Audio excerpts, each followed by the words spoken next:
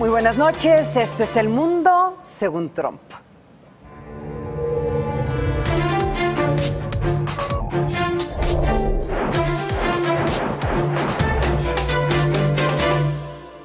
¿Qué tal? Yo soy Ana María Salazar y esto es El Mundo según Trump, un programa en el que analizamos las políticas del controvertido presidente de los Estados Unidos y sus repercusiones en México y en el mundo. Pero antes, vámonos a los temas del día. Y las negociaciones del Telecán continúan en Washington y temas claves como reglas de origen en autos siguen sin quedar definidos. Y Colombia estrena presidente. Iván Duque enfrenta una larga lista de retos en un momento crítico para su país. Y Estados Unidos impone nuevamente sanciones a Irán. Vamos a analizar sus consecuencias con un experto aquí en el estudio. Mire, le hemos preparado un programa en donde vamos a dedicarle algún tiempo a estas sanciones que está imponiendo Estados Unidos en Irán, no porque sea una sorpresa, pero porque hay que ir preparando el impacto de estas sanciones y cómo podría afectar las relaciones de Estados Unidos, no solamente con Irán, obviamente, sino con sus aliados o disque aliados en Europa, con China y con Rusia y con India, que son países que de una forma u otra tienen un comercio muy importante con Irán y pues obviamente estos países van a querer proteger a sus empresas y obviamente vamos a hablar sobre el Telecán. Muchos de ustedes dirán, híjole, ya parecemos un disco rayado. Hijos, yo creo que ya ni hay discos, ¿verdad? No, pero parecemos un disco rayado porque seguimos hablando, seguimos dándole un seguimiento muy concreto a estas negociaciones. ¿Por qué? Porque yo estoy viendo, y ahorita les voy a comentar porque que hay como una diferencia o ha cambiado la estrategia de negociación del gobierno de México. Entonces vamos a analizar un poco eso y tenemos que analizar lo que está sucediendo en Colombia. De hecho, en este momento el presidente Enrique Peña Nieto el día de hoy estuvo en Colombia en la toma de protesta de Iván Duque, el nuevo presidente de Colombia, y lo interesante es que tiene que haber definiciones de cuál va a ser la relación del nuevo gobierno de México, de Andrés Manuel López Obrador, cuál va a ser su estrategia de política exterior hacia Colombia. ¿Por qué? Porque también eso va a impactar a Venezuela. Entonces, todo esto hay que seguirlo de cerca porque puede haber una redefinición de cómo México se acerca a Latinoamérica. Entonces, con esa pequeña introducción, vámonos al primer tema del día de hoy que tiene que ver con el Telecán. Mire, el tiempo sigue corriendo y aún no hay definiciones en temas claves para México dentro de la renegociación del Tratado de Libre Comercio. Ayer, el secretario de Economía, Ildefonso Guajardo, hizo un comentario muy interesante. Aseguró que se está buscando avanzar en la negociación para darle certidumbre a los inversionistas mediante la definición de acuerdos que sean benéficos en las reglas de origen de diversos sectores involucrados en estas discusiones. Y precisamente México presentó una contrapropuesta sobre las reglas de origen del sector automotriz, que eso es lo que más le preocupa no solamente a México, sino a Estados Unidos y también a Canadá. En tanto, Kenneth Smith, el jefe de la negociación técnica, señaló que los temas de contenido regional y salariales no están definidos y que México sigue argumentando estos puntos sensibles considerando a la iniciativa privada. Canadá también, que es parte de este acuerdo, no se les olvide, por ahora no está participando en estas conversaciones entre México y Estados Unidos y podría, porque no se ha definido, podría incorporarse la próxima semana dependiendo del progreso de las discusiones para continuar con este diálogo trilateral. Mire, yo quisiera recalcar que creo que ha habido como un cambio de estrategia por parte del gobierno de México y en parte porque, como lo dijo el secretario Guajardo, sí hay una preocupación por parte de los inversionistas que podría tener un enorme impacto en la economía de México si es que este tratado no se llega a firmar este año. No se va a firmar el tratado, sino que se llegara por lo menos un acuerdo tentativo entre los tres países. Entonces México hizo una decisión que me pareció muy interesante de ir y sentarse a negociar con el gobierno de Estados Unidos. Yo no sé si están dejando a un lado a propósito a los negociadores canadienses, pero sí los negociadores canadienses seguramente han de estar viendo esta conversación entre los negociadores mexicanos, los negociadores estadounidenses, y han de estar pensando, híjole, México, ¿qué tanto va a estar dispuesto a ceder? Simple y llanamente para poder firmar o poder decir que se llegó a un acuerdo a finales de este mes. Les tengo que recordar que esa es un poco la meta de los negociadores mexicanos, que habían dicho que buscaban tener un acuerdo tentativo a finales de este mes. Ahora, también les quiero recordar que fue en este programa cuando entrevistamos a Jesús Seade, que es la persona que va a representar a Andrés Manuel López Obrador en esta renegociación del Telecán, que también está participando en el equipo de negociación en este momento con Kenneth Smith.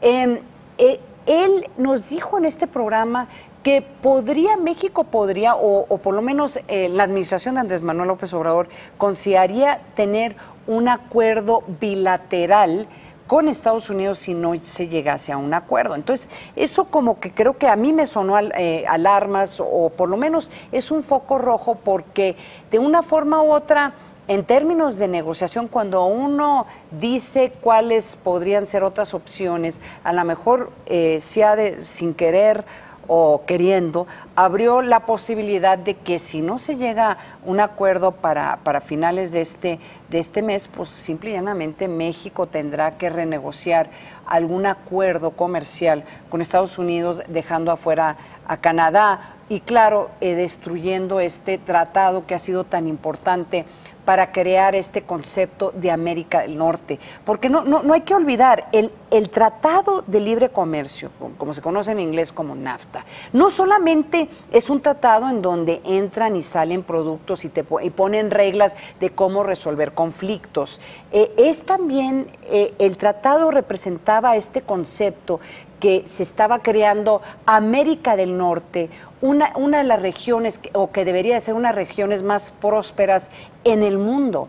Entonces, si ya no existe NAFTA, si ya no hay este Tratado de Libre Comercio con los tres países, pues yo creo que se destruye este concepto de América del Norte, y eso implicaría que México pues tendría no solamente que estar viendo hacia otras partes del mundo para ver cómo repone las exportaciones a otras partes del mundo, pero si no, este concepto, si se parece a este concepto de América del Norte, yo creo que va a tener un impacto mucho más importante también en cómo México se ve no solamente ante Estados Unidos, sino el resto del mundo. Ya no sería parte de América, de esta región de América del Norte. Entonces hay que seguir muy de cerca estas negociaciones y a ver qué pasa y a ver en qué momento se incorpora Canadá a las discusiones. Vámonos a nuestro siguiente tema en la agenda. Este martes fue la toma de protesta del nuevo presidente de Colombia, Iván Duque, y el presidente Enrique Peña Nieto viajó a Colombia para presenciar su toma de protesta. Este cambio de gobierno sucede en un momento crítico para el proceso de paz para este país, y por otro lado, pues aquí en México estamos en la antesala de una transición hacia el nuevo gobierno del presidente electo Andrés Manuel López Obrador. La formación de Iván Duque es de abogado, es economista, es miembro del partido de la derecha Centro Democrático, en donde recibió el respaldo del expresidente de Colombia, Álvaro Uribe, quien, por cierto, está catalogado como el político más popular de Colombia y quien ganó por una histórica mayoría su puesto en el Senado colombiano por 4 años más. Para poder llegar a formar parte de la lista en las elecciones legislativas para este periodo 2014 a 2018. Y así fue nombrado senador de la República. La oposición, él tiene una oposición estridente en contra de las negociaciones de paz. Y el nuevo presidente de Colombia podría poner en duda el futuro de la negociación que se hizo con este grupo guerrillero, la FARC. Y eso de una forma u otra tiene implicaciones regionales y también pues va a tener implicaciones para la relación que podría tener México, no solamente con Colombia. México tendría que escoger probablemente entre acercarse al gobierno colombiano o al gobierno venezolano.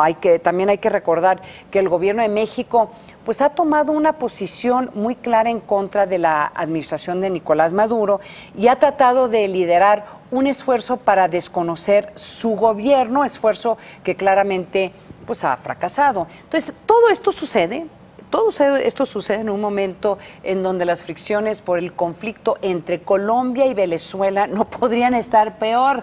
Como saben, este sábado hubo lo que parecía ser un atentado en contra del presidente Maduro haciendo uso de 2 drones.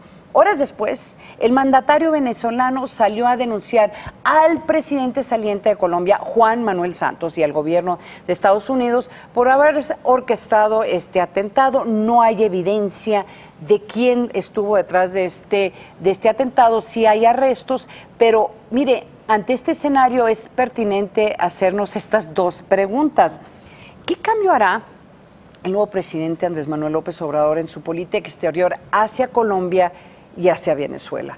Porque va a ser muy difícil mantener una relación normal con ambos países. Y eso hay que subrayarlo. Casi que se va a ver forzado el nuevo gobierno de tener que aceptar o Maduro o Duque, o Venezuela o Colombia. Y 2, aceptarán, y esto a mí me parece muy interesante, Maduro, el presidente de Venezuela, y Duque, el nuevo presidente de Colombia, venir a México para la toma de protesta de Andrés Manuel López Obrador el 1 de diciembre. Entonces, sigue siendo muy interesante tratar de ir prediciendo o anticipando cuál podría ser las decisiones, cuáles van a ser los cambios de política exterior de Andrés Manuel López Obrador y Marcelo Ebrard, que sabemos que va a ser el siguiente canciller. Entonces, lo que sucedió las últimas, yo les diría la última semana, de una forma u otra, nos dice que el tema del conflicto entre Venezuela y Colombia podría incrementar dramáticamente por estas acusaciones. Imagínense el presidente de un país acusando al presidente de otro país de haber orquestado un atentado en su contra. Entonces, esto no va a terminar ahí y claramente va a requerir decisiones muy interesantes por parte del nuevo presidente de México, Andrés Manuel López Obrador. Vamos a ver qué pasa. Vamos a hacer una pausa, pero vamos a regresar para platicar con un experto sobre las sanciones a Irán por parte de Estados Unidos. Y sí nos afecta aquí en México, así que no se vayan. Regresamos.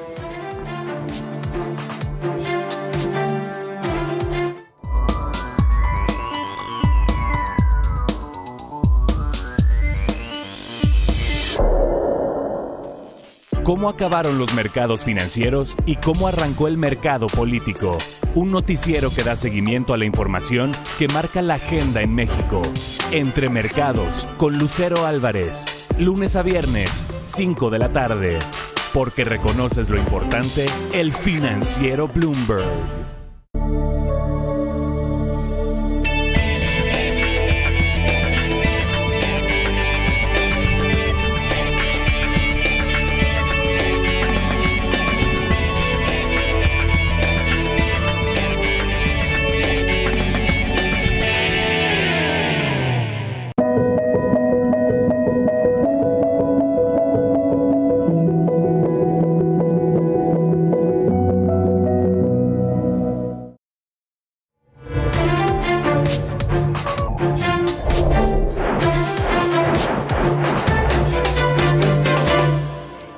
Gracias por continuar aquí con nosotros en El Mundo Según Trump. Ayer En punto de las 12 de la mañana, el presidente de los Estados Unidos, Donald Trump, anunció que entró en vigencia la reinstauración de las sanciones de Estados Unidos en contra de Irán.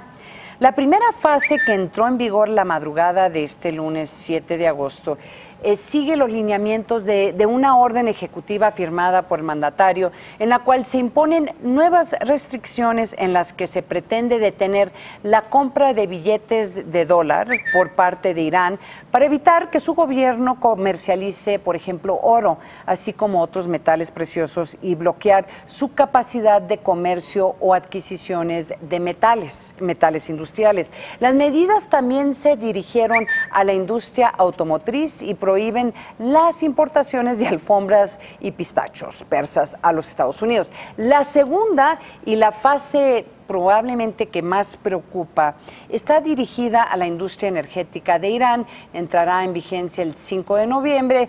Y para comprender mejor todo esto y cómo nos afecta aquí en México, le doy la bienvenida al maestro Manuel Férez. Él es profesor y coordinador del Seminario de Estudios sobre Medio Oriente y Cáucaso de la Universidad de las Américas, Ciudad de México, y coordinador John Monnet, Universidad Internacional.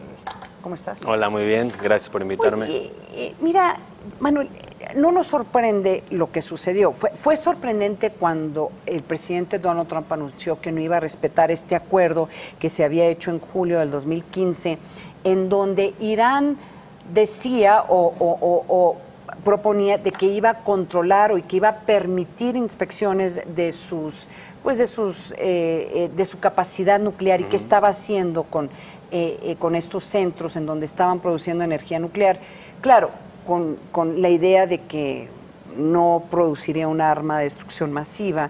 Y estos países que lo firmaron fueron Reino Unido, Alemania, Rusia, China y Francia.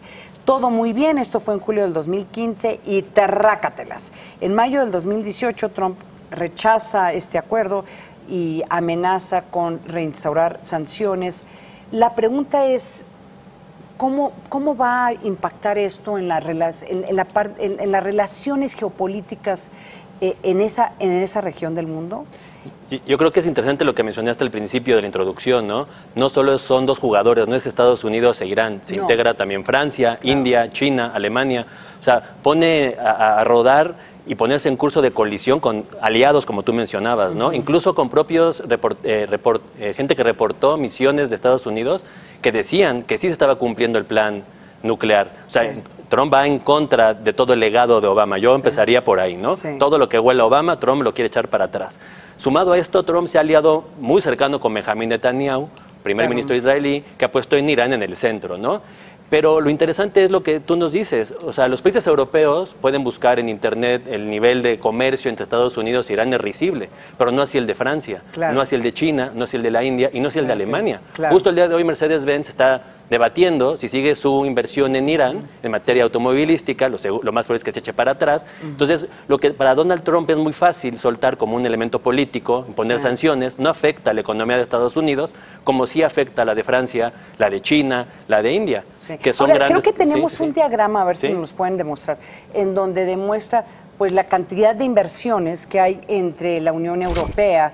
Por ejemplo, aquí está en pantalla el comercio con la Unión Europea y Irán.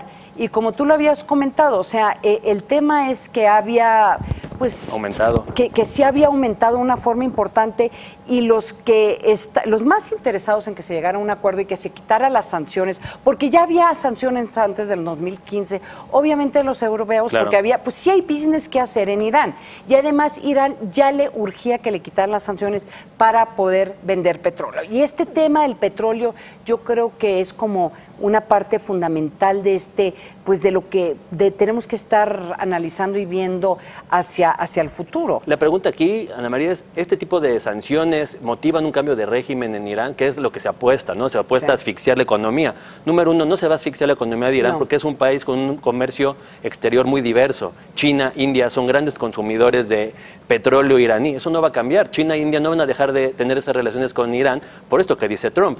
También lo pone en colisión con Francia y Alemania, como vemos en la gráfica. Este es algún tema importante para Francia y Alemania. Las inversiones en el sector automovilístico, en el sector de armadores de aviones, las turbinas que se arman en Irán. Pero tampoco internamente va a ayudar a un cambio de régimen. Esto solidifica los sectores duros del régimen iraní, conservadores, que al contrario, no van a estar por la labor de abrir el país, ¿no? Se me hace una medida irresponsable que Trump la ve desde el punto de vista comercial. Él no le cuesta. Imponer sanciones a un país como Irán, en términos de comercio con Estados Unidos, no le cuesta, pero él no quiere ver más allá. Lo ve como va a raspar su relación con China, con la India. Eso no funciona sin China. Y me parece interesante mencionar que no ha habido un acercamiento a China para hablar de Irán, ¿me explico? Esto es interesante también analizar. Porque a mí lo que no entiendo, y a lo mejor no hay estrategia, porque siempre hay que ver todo esto desde una óptica de estrategia de negociación, es que a lo mejor cuando hablan de 2 pasos, el primer paso es poder iniciar con sanciones, sobre todo tratar de estrangular la economía iraní porque ya no van a tener acceso a dólares. Pero lo increíble, perdón que te interrumpa, lo único que vas a hacer es reforzar un mercado negro de dólares y de productos que sabes a quién le afecta. No le afecta a la élite de poder de Irán que sigue consumiendo y teniendo acceso a estos productos. Le afecta a la clase media iraní que si hacemos un análisis tranquilo de ella, no es tan antioccidental como nos han querido presentar los medios de comunicación. Irán es un país que hay que estudiar más a fondo, más allá de los ayatolas y del gobierno en sí, ¿no?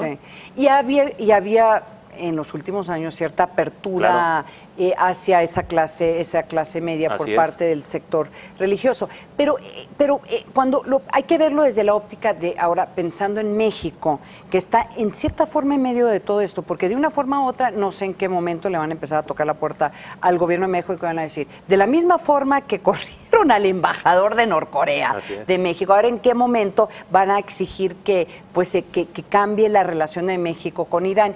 Y tengo la impresión de que México no va a aceptar eso, especialmente el nuevo gobierno. Y 2, el tema, ¿por qué es Irán tan importante para México? Por el tema del petróleo. Y además porque México e Irán han tenido una relación que ya se cumplen más de 115 años, desde 1902. Son países que tienen ciertas similitudes y aquí sí hay que mencionar, la embajada de Irán ha tenido una nueva aproximación a México. Es una embajada que antiguamente no se movía mucho, pero yo invito a nuestros amigos que busquen todos los programas culturales, educativos, políticos que la embajada de Irán ha empezado a establecer en México, y esa relación que seguramente es muy pequeña, hay alrededor de 500, 600 iraníes en México, pero hay similitudes entre los dos países en el desarme, por ejemplo, en algunos acuerdos internacionales, que sería muy interesante empezarlos a ver, porque México tiene también, como tú decías, que diversificar su relación exterior, e Irán se le presenta como una posibilidad, igual que Turquía, igual que otras zonas de Medio Oriente. Ahora, una de las razones que Trump justifica estas medidas, o por lo menos los asesores de él, es que el gobierno iraní está violando los derechos de sus ciudadanos. Y sí ha habido a través de los años información en donde Irán sí ha estado financiando terrorismo internacional a algunos grupos. Que esa yo creo que es la razón por la cual justifica Donald Trump que se quite que se reinicien estas sanciones. Curioso, Ana María, porque si analizamos, eso podemos decir también de Arabia Saudita, un país con el que tiene perfectas relaciones Estados Unidos. Yo creo que este argumento, muy debatible en muchos sectores académicos, porque creo que sobre Irán hay 2 grandes tendencias en la academia, una apologista y una satanista, y siempre hay que complejizar las cosas, ¿no? Pero si el argumento es el apoyo al terrorismo internacional de Irán, esa misma razón se aplica a Qatar y a Arabia Saudita, ¿no? Sí, a ver si me pueden enseñar algunas fotos. Me enviaste una serie de fotos de diferentes eventos que estaban llevando aquí en México, que estaba organizando la embajada de Irán, que es raro, o sea, porque mira, aquí podemos ver esta es la conmemoración del Día Internacional del Año Nuevo, Comisión de Relaciones Exteriores, o sea,